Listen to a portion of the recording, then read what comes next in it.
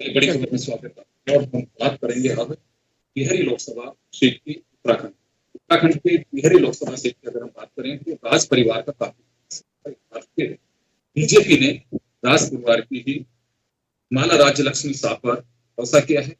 1952 से इस परिवार का काफी है, लेकिन अब बड़ी चुनौती और यूकेडी के समर्पित उम्मीदवार कितना फर्क पड़ेगा। कांग्रेस से जोत सिंह गुनसोला है जो उन्होंने वहां के चेयरमैन से खेल चुके हैं। इसी तरह से युवा आंदोलन या बेरोजगार आंदोलन से चर्चा में आए बॉबी पवार यूकेडी के समर्थन से चुनाव लड़ रहे हैं। अब कितना असर होगा चलिए आप स्क्रीन पे देख रहे हैं और हमारे साथी जुड़े हुए हैं उनसे रूबरू करवाएंगे। हमारे साथ बीजेपी से कमलेश रमन जी हैं, अनिल पटरिया जी से और शांति प्रसाद भट्ट साहब हमारे साथ। नमस्कार। शांति प्रसाद जी, आपके पास में आना चाहूंगा मैं। क्या लगता है आपको कि शाह परिवार का यानी कि राज परिवार जो है वहां का टिहरी सीट पे काफी दबदबा रहा है, चुनौती आप लोग दे रहे हैं, कितने आश्वस्त हैं? इस बार कुछ रंग दिखा पाएंगे, इस किले को ढहा पाएंगे आप लोग? देखिए टिहरी सीट ये रियासत काल से राज परिवार के पास अधिकतर समय पर रही है। पहले कमलेनुमति शाह जी यहाँ से निर्दलीय चुनाव जीती हैं और जब भारतीय राष्ट्रीय कांग्रेस ने स्थानीय प्रत्याशी को टिकट दिया है, चाहे वो परिपूर्णानंद पैनुली जी को टिकट दिया हो, चाहे त्रिपन सिंह नेगी जी को टिकट दिया हो और अब जोत सिंह गुनसोला जी को टिकट दिया है, दोनों बार त्रिपन सिंह नेगी जी और परिपूर्णानंद पैनुली जी अच्छे मतों से यहाँ से चुनाव जीत कर गए हैं। वर्तमान में जोत सिंह गुनसोला टिहरी के निवासी हैं। अभी मैं जहां से लाइव जुड़ा हूं, मैं टिहरी लेक के ऊपर से लाइव जुड़ा हूं। मेरे ठीक सामने गुनसोला जी का गांव है, आंशिक दूध क्षेत्र का उनका गांव है। वो उत्तराखंड राज्य निर्माण आंदोलन के पुरोधा नेता रहे हैं। 2 बार मसूरी के नगर पालिका के अध्यक्ष, 2 बार विधायक, अनेकों कमेटियों में रहे। 1972 से लगातार कांग्रेस पार्टी के निष्ठावान कार्यकर्ता, वरिष्ठ नेता हैं, अनुभवी नेता हैं। पार्टी ने गंगा घाटी और यमुना घाटी दोनों का तालमेल करते हुए आदरणीय गुनसोला जी को मैदान में उतारा है। निश्चित रूप से एक अनुभवी नेता का हमको फायदा मिलेगा, मुझे भरोसा है। और राज परिवार जिसने कभी भी टिहरी, चाहे श्रीदेव सुमन जी का दौर रहा हो, जिन्होंने टिहरी की राजशाही पर अंतिम कील ठोकी थी, ये वही राजशाही है जिन्होंने नागिन सकलानी और मोलू भरदारी जैसे आंदोलनकारियों पर कीर्ति नगर में उनकी छाती पर गोली मार दी थी। और वही समय था जब पूरी खास पट्टी के लोग उनके शवों को लेकर टिहरी संगम पर आए थे। और श्रीदेव सुमन 84 दिन की भूख हड़ताल, जो हमारे टिहरी के लोगों के नायक हैं, उनको खिलाया गया था उस समय।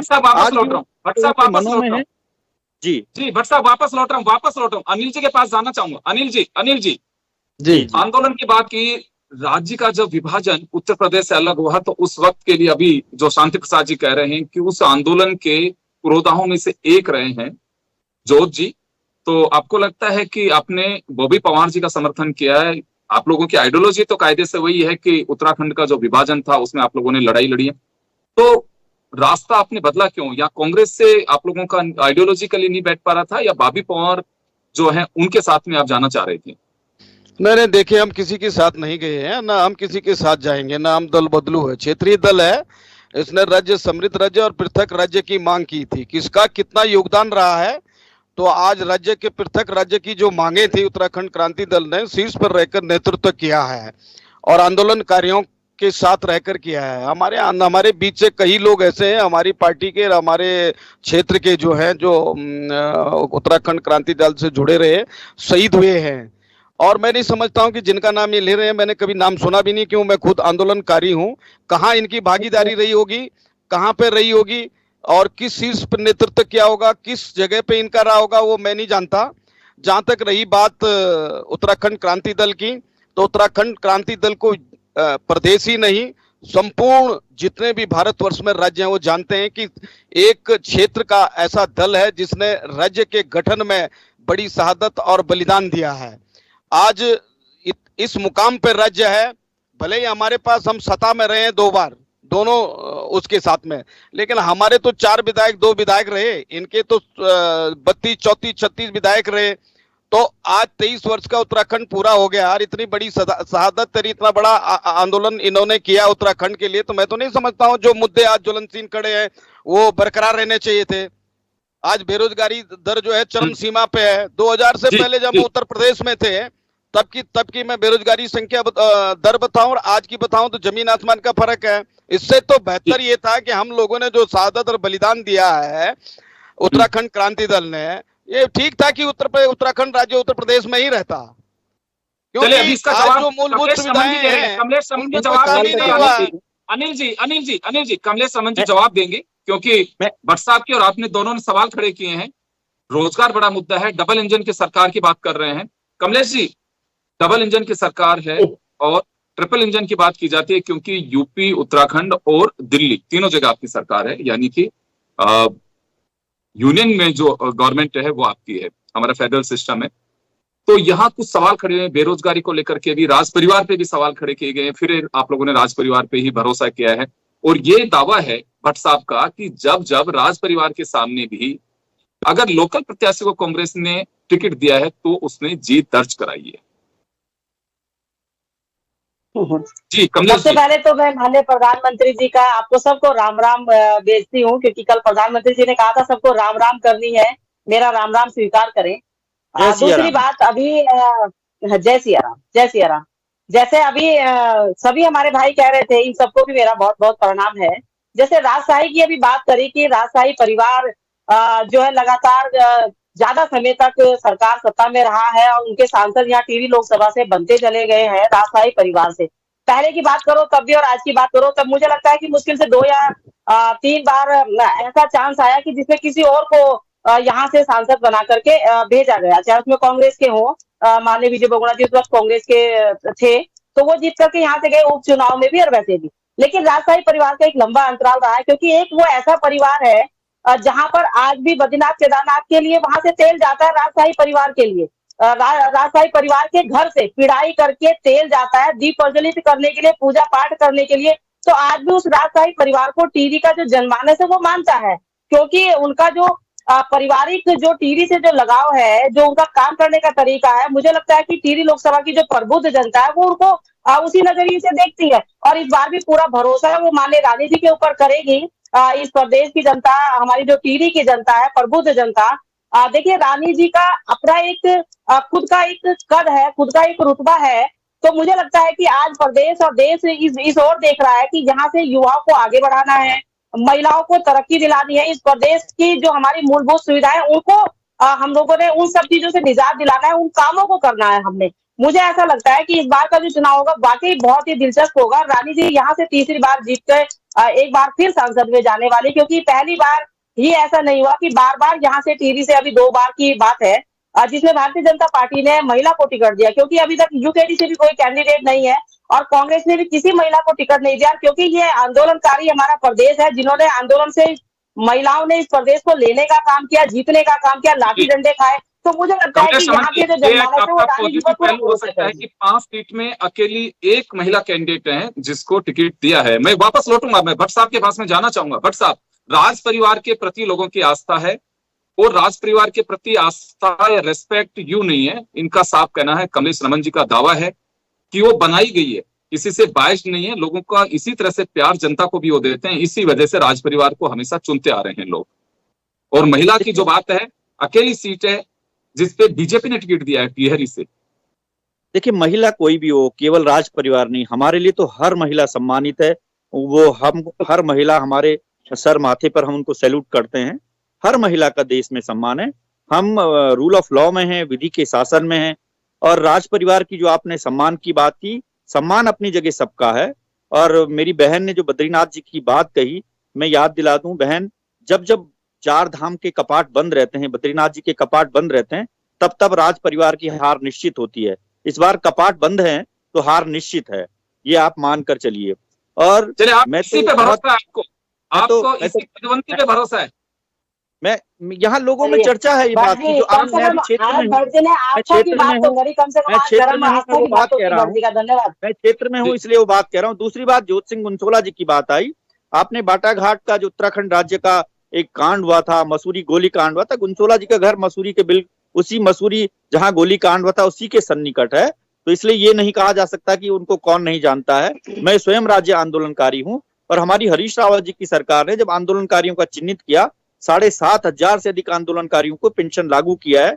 ऐसा नहीं है, बहुत सारे कांग्रेस के रिज्म में काम है। मैं टिहरी लोकसभा से आता हूँ, आप टिहरी के परिक्षेत्र में आप देख लीजिए, जितने भी विकास के पत्थर लगे हैं, जितने भी विकास के आयाम हैं, चाहे वो हाइड्रो इंजीनियरिंग कॉलेज है, नर्सिंग कॉलेज है, सेंट्रल यूनिवर्सिटी है, और जो हमारे नायक हैं अमर शहीद श्रीदेव सुमन, उनके नाम से राज्य स्तरीय विश्वविद्यालय चंबा में स्थापित किया गया। भारतीय जनता पार्टी ने क्या किया, हमने वानिकी और आधानिकी विश्वविद्यालय बनाया, इन्होंने उठाकर उसको पौड़ी के भरसार में ले गए। भरसार में एक नया बन सकता था, लेकिन उन्होंने टिहरी को शिफ्ट किया। इन्होंने श्रीदेव सुमन के परिषद मैं अनिल जी के पास में जाना चाहूंगा। अनिल जी आपके पास में आना चाहूंगा। आपके यहाँ पे क्या दावा है, जीत का आधार क्या आपका? हमने अभी ओपीएस हिमाचल में दिया, राजस्थान में दिया, उन्होंने राजस्थान में आते ही ओपीएस खत्म कर दिया कर्मचारियों का। अग्निवीर योजना आप देख रहे हैं किस तरह से लोगों को छलावा किया जा रहा है। तो बहुत सारे इश्यूज हैं जिन पर समय कम है। भट्ट साहब, आपकी बात मैंने सुन ली, समय कम है, मैं एक बार अनिल जी के पास में जाना चाहूंगा। जी अनिल जी। जी बताएं, प्रश्न दोहराएं। जी अनिल जी, सवाल यह है कि अभी भट्ट साहब का दावा है कि जब कपाट बंद होते हैं, चुनाव होते हैं, तो कांग्रेस जीतती है, यानी कि राज परिवार हारता है, इनका दावा है। आंदोलन से लेकर के तमाम पहलू इन्होंने गिनाए हैं, चाहे हरीश रावत जी की सरकार हो, चाहे यूपीए गवर्नमेंट रही है, उसको लेकर के आपका क्या दावा है कि वोट आपको क्यों देंगे लोग? देखिए, ये निश्चित तौर पे है, कपाट बंद हो खुले हो, कपाट किसी के लिए बंद नहीं होते ना खुलते हैं, ये तो फैसला स्थानीय जनता करेगी।